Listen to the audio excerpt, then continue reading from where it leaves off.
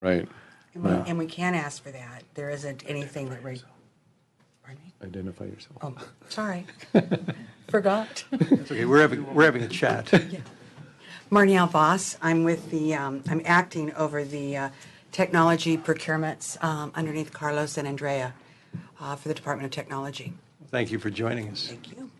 But we do have the ability to do that currently. Where the question comes in is who is going to do the analysis of that, about whether the supplier is capable, and a lot of that comes in at the part where we actually get a proposal to look at, to see that they're looking for 3 years to implement the system, and they want us to provide this, and they're going to provide that. So we need to do that business analysis and that financial analysis of the supplier community at that point, which means we still need to have competition at that point, so we have different people to pick and choose from.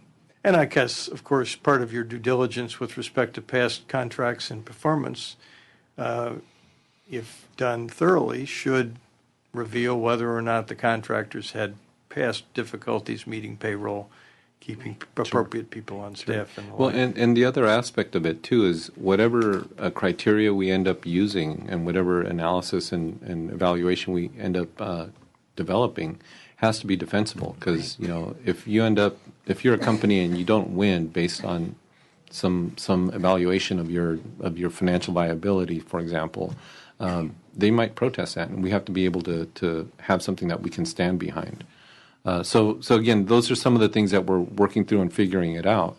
But I don't think there's anything that keeps us from being able to do that, Right. even under the current statutes. And as we're walking through these recommendations, we'll get to the one having to do with qualitative versus quantitative selection criteria and the fear of protests, and I would like to talk to you a little bit about that. But the next recommendation on my list has to do with the governing body and who makes the decisions and the single senior project executive. And we see in the state of California, particularly in the absence of what I consider a centralized IT system, which we were just talking about, you have multiple people and multiple agencies that have hands in this IT procurement pot. Sure.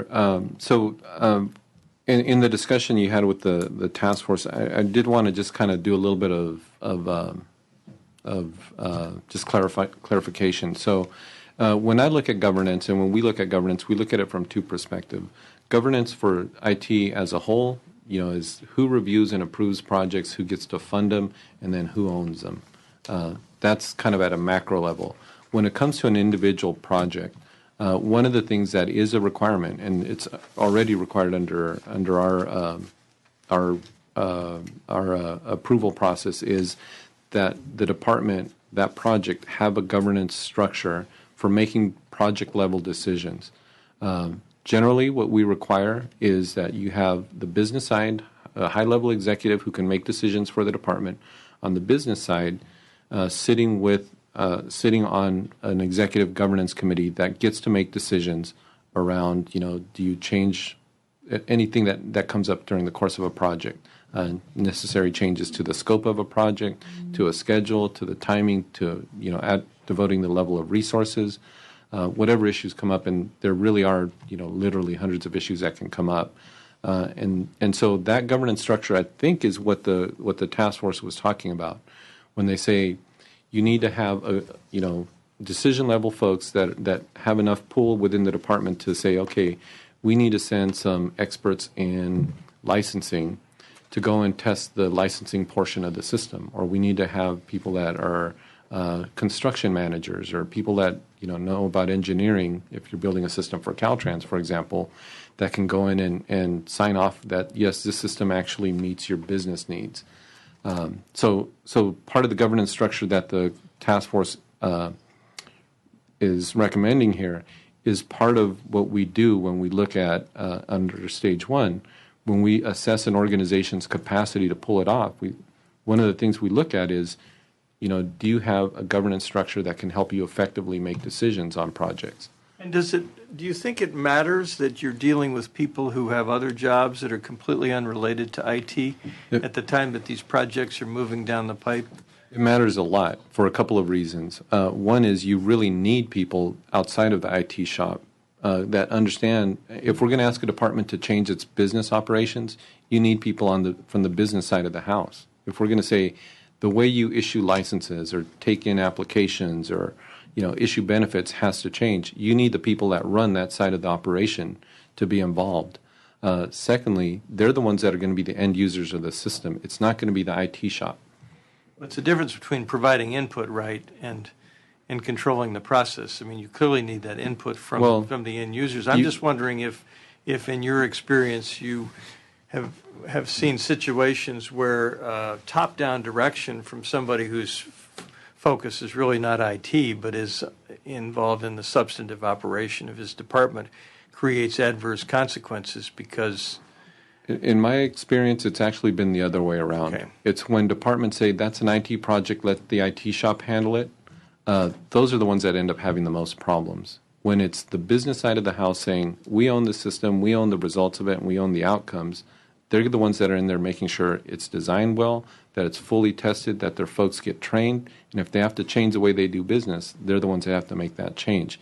It's not to say that you don't need still a skilled project team running the technical side of the project. You definitely need that.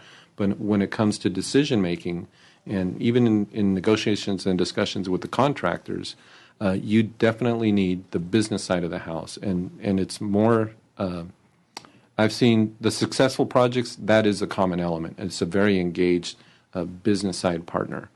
So, and maybe it's our fault. Maybe we need to make sure we develop a culture of accountability. And if we develop a culture of accountability, and as I think we are beginning to do so in state government, particularly in this area, sure, as technology changes and projects move on, maybe it'll work. I think it's a couple of things. I think it's accountability.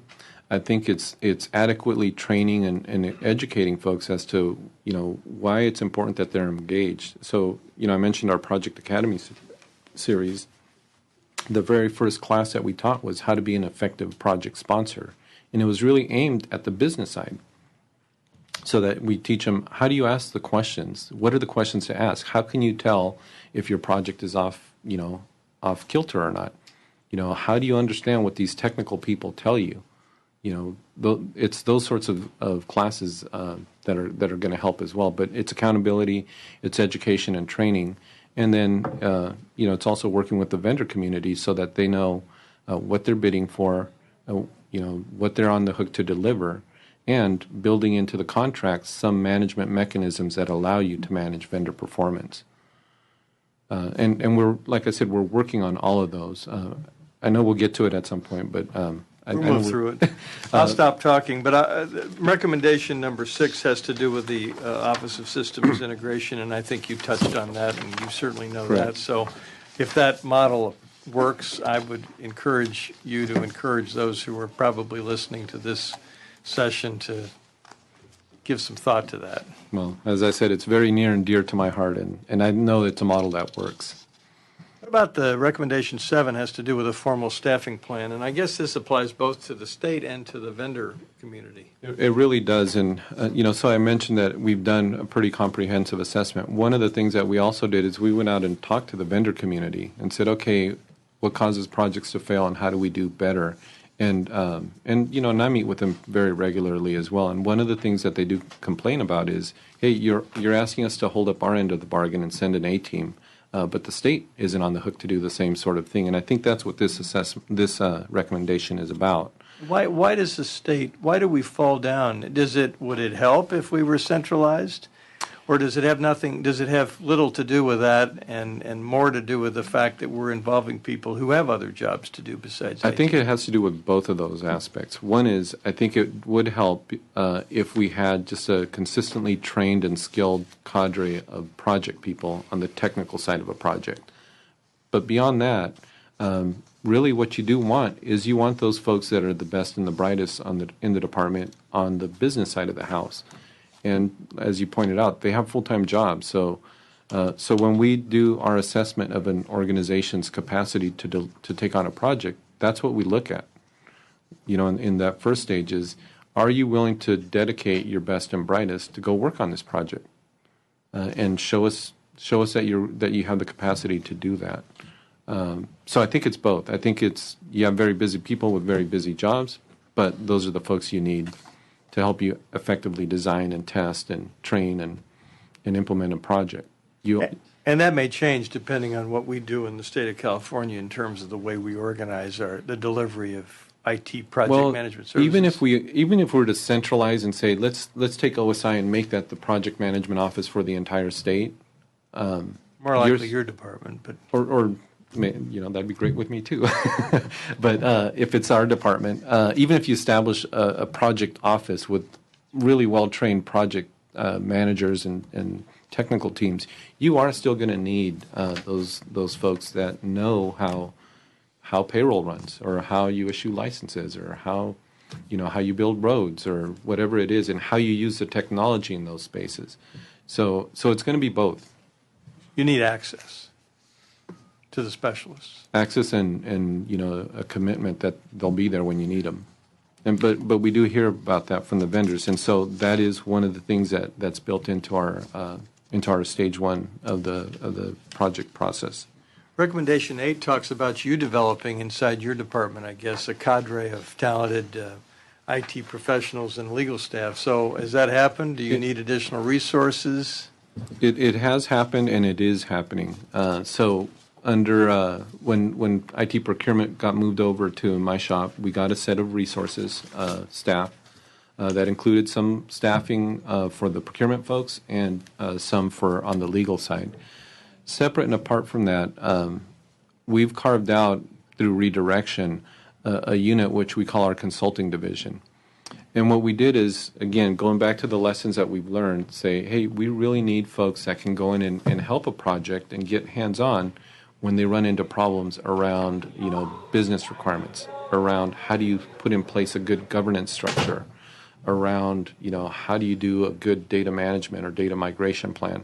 So we've established a division within our shop. Right now it's staffed at 9 people, but I'm constantly looking for basically efficiencies from within my department to bring in resources and say, okay, I need an expert on testing. I need an expert on data conversion. I need an expert on contract negotiations, those sorts of things. So that's been established. We established it towards the end of last calendar year. And so they have now been effectively engaged in going out to projects that are having challenges and bringing them back on board. So we're working on it, but I think it's going to be a continuing need. We haven't come forward and asked for any positions yet, primarily because I want to, as I said, we've been going through our own assessment and saying the work we're doing there is not as much value. So let's stop doing that. It's bureaucratic. It doesn't add value. And let's take those resources and focus them on something that actually is going to pay off. So we've been doing that as well. Good. I asked the task force folks about their 9th recommendation, which has to do, as I describe it, with management of expectations and contingency dollar amounts and how much over a project should run, how much longer should a project take than is specified in the contract. And do you have any thoughts on that? And is that something that we need to deal with here? I do. I think there's a couple of ways of getting at it. The way we've tried to get at it is to make sure that by the time you propose a budget and a schedule, it's much closer to reality based on, like I said, actually having gone out to the market and having a very clearly defined set of business objectives. So I think that's one way to try and minimize that. I have seen, though, on some projects where I guess you'd call it a contingency bucket has been built in. In fact, most projects have a set aside for unanticipated tasks or, things that could happen during the life of a project. Generally, though, that's dealt through the budget process, and so I think as a project practice, it's probably a good idea.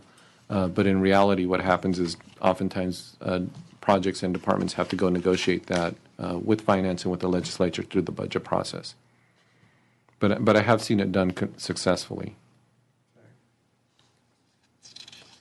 I think their 10th recommendation calls on you to do an annual report to us or to someone having to do with your use of alternative contracting, I think that would be a valuable tool. What do you think? I think it would be, actually. And, we are already, as a state, using alternative contracting. The more recent examples of it, or the most recent examples that I can think of, are the CROSS project that Board of Equalization has under development. It's a procurement in process right now, but it's going to be one of those alternative procurements, and it's a risk sharing one, in which we're going out to the vendor community and say, come in and bid, help us drive increased tax collections and tax revenues, and you get paid based on the revenues that are generated. EDR over at Franchise Tax Board was another one where they did that, and that's actually been working great. I think they're right now at 200% or 184% of projected revenues. So it's working well, and the project is going well. But I think as we do more and more of these, I think it would be valuable to say, okay, how's it working, and where do we need to tweak it? And perhaps you could take a look at Appendix E of the task force report. You may already have done so, I'm sure, to make sure that the various alternative contracting methods that the task force identified are permissible under the existing California statutory or regulatory framework. And if not, let us know, so in the legislature Sure. we can promulgate some statutory or Sure. reform. Yeah, that might be where we would need some flexibility. But I know we read it back in August when it came out, but I don't remember them all, to be honest. So I would be happy to do that. What about we talked a little bit about pre-screening vendors, one-on-one conversations, but also I gather to the extent that we allow departments and agencies to continue to manage their own procurement, what about the suggestion that we have a library of contract provisions, or is that not required because you control the Well, we do. Departments don't get to do their own procurements unless they get delegation, and they usually don't get delegation unless they're good at it. So, running out their own RFPs, they don't get to do that unless they're delegated, and usually those are smaller ones or very competent organizations. But having said that, I think it is a good idea. I know Department of General Services and our own department already have a set of model terms and conditions. These were revised recently, where we went out and DGS went out to the vendor community and said, okay, what in here keeps you from bidding, and what in here drives up your costs, or what doesn't actually work? And they did that with the state agencies as well. But those are really only a starting point. Some of the other things that we need to do, and we've been working on this, is to identify how do we factor in effective vendor performance management tools or mechanisms into those contracts. Every time that something goes wrong on a project, we look at it and say, okay, how come we weren't able to stop this? Or if it's an issue of, we're not able to enforce vendor performance, or we're getting bad quality, or, untimely deliverables, how come under our contract we weren't able to get them to step up their game? So I think it's a good idea to create, basically a library of, hey, you should make sure you have this provision in your contract. Or, as new licensing models come out, or new technology delivery models, that we're able to modify the terms and conditions. So we're doing that, I guess, we're kind of doing it in an informal way now, where as we develop, good contracts, and I'll give you an example of one that might be helpful. On one of the procurements that we're doing for a system down in Health and Human Services, we had a provision in the contract that requires the vendor who's building the system to give access to our independent experts, our IVMV and project oversight vendors, to look at their scheduling and project management tools, where they actually schedule their resources, where they do their testing and document what their progress is. What that does is that enables us to make an independent assessment of progress and not rely on the vendor to say, well, here's where we are in our testing, and here's where we are in resolving defects or whatever. I thought that was a really good provision. So the idea is, okay, let's take that provision and share it. And we have been doing that. Share it with other departments and other projects to say, as you negotiate your contract, make sure you have this in there. More importantly, where we find provisions that are really troublesome, to be able to take those provisions and say, let's make sure you don't have this in your contract because this is a problem. It's hard to administer, or it's confusing to vendors, or they read it one way and jack up their price because they think we mean this when we really don't mean that. So we're doing that in an informal way, but I think the idea of creating a library would be a good one. Maybe you mentioned this. Is there any IT procurement in the state of California currently that is utilizing an incentive contract fee, where if the contractor brings the project in on time, on budget, or some version of that, the contractor gets additional financial? I haven't seen it on the IT side. I've seen it, in road building or bridge building, those sorts of things. And I'm not sure that that's necessarily the recommendation of how it would go about it. Some of the things, again, which I think we could do under our current statute is just right now when we pay a vendor, we usually pay them based on deliverables. You deliver a certain piece of technology or a certain product that's required as part of the contract, and we'll submit an invoice and we pay you. What we do is we hold back some of that payment. It's called the holdback. And so I think either changing payment milestones or incentivizing them by saying we'll hold back less. The better your track record, the less we hold back. Or in some cases, where we're trying to disincent bad behavior, to actually put in sanctions like liquidated damages or the ability to increase those holdbacks. I think those are actually what I've seen. Those can actually be very effective management tools. And is that because IT contracts are significantly different than construction? I don't know why we haven't done it, or why you can do that in construction. I guess maybe because in construction you have a tangible asset. If you have a partially built road, maybe you have at least something there. Or you can throw more bodies on it and pour more concrete. But It could be. I assume that's something you're willing to take a look at. Yeah, absolutely. And I'd ask you to do so, because if it is an effective tool, then I gather from the task force representative's testimony, it's going to require some public contract code It modification might. I don't on know our off the part. top. I'll tell you what we have done, though. So we went out. I mentioned how one of the things we're very interested in is factoring in vendor performance. So one of the things that we've been doing is these forums where we go out to the stakeholder community, both the vendors and the state agencies, and say, how do we? Well, here's what we did. We went to the vendors and said, I want to factor in your performance in the way that we evaluate bids, so that if you had a really bad performance, that counts against you. And more importantly, if you know you're going to be evaluated based on your performance, it'll incent you to perform well. So we asked them, how do we do that? Give us some ideas. And what if we tried this? What if we tried that? We didn't get any of the vendors come back, and if they're watching the hearing, they might say, hey, I got a good idea for you now. But none of them came back and said, hey, how about incentive payments? They did talk about, hey, release the holdbacks or reduce holdbacks. They did talk about developing a report card. One that could be shared publicly, and where you negotiate at the beginning of the contract to say, we're going to hold you accountable to the quality of your staff, the timeliness of your deliverables, the quality and completeness of your deliverables, those sorts of things. So they didn't come up with that idea of doing incentives. Well, that points to I think the vendor database that the task force representative spoke to today. So, I mean, have we taken any action to begin to implement some vendor database or some version of that, Yeah. whether it includes a report card or not? Yeah. What are we doing, and if not, why not? Yeah, that we have, and that's, as I said, we took over procurements in July, so we've been working at it, and we've been, working. Our approach is to try and work with all of the stakeholders and say, here, we think this is a good idea. How do we implement it? And if we try this way, what are the problems that we're not foreseeing?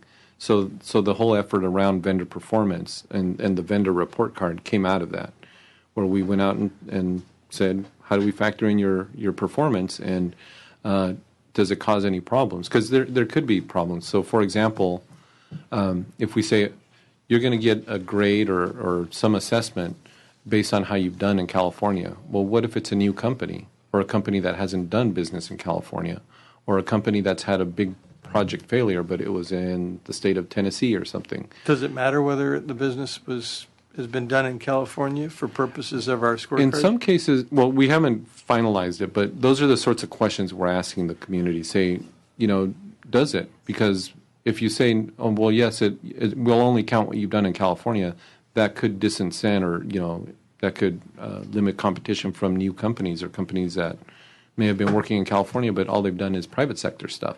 Right, but IT is IT, so IT for the state of Massachusetts, while the functionality may be different, IT for Massachusetts ought to be IT for California. It is and it isn't, because, California and the scale and the complexity of California versus Massachusetts, it's pretty significant.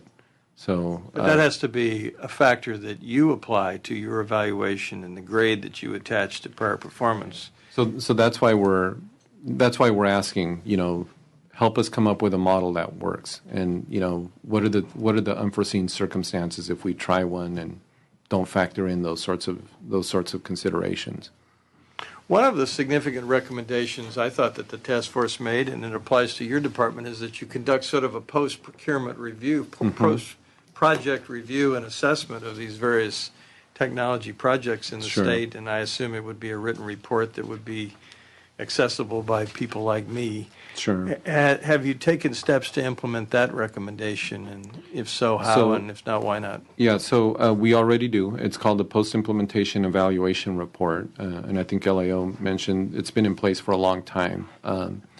So what we're doing is working at, as we modify the factors and the items that we review in approving a project, we're going to evaluate the criteria by which we do the post-implementation evaluation as well.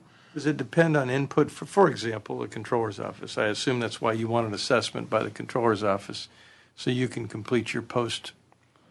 Well, we want it for a couple of reasons, but we would look at, I guess if your question is, does it include input from the department or the project? Yes, and they're the ones that would be charged with the responsibility for developing it, but we would also want input from the independent project oversight and IV&V, the independent experts that do validation and verification of the project as well. But to the question of why do we want the assessment of the SCO project, we want to know what went wrong. We want to know, what lessons can we harvest from that, and more specifically, we want to know if the investment that they've made in the technology is this the right set of technology, and what do we do from here? Should we continue with that investment in technology, or do we look at a different technology model? So we want a pretty comprehensive report, and I think if you're looking at what sort of a scope, I would say look at the DMV assessment, because that was pretty comprehensive, and it included asking what did we do wrong, or how could we improve our game. And moving backwards from the post-project report, during the course of these IT procurement efforts, where the department or the agency is essentially running the show inside the agency, how does the Department of Technology inject itself into that process to make sure, for example, that if red flags are going up inside the quality control committee or whatever we call it, or the steering committee or whatever those various names are, I've lost the bubble on that. Governance structure, governance committee.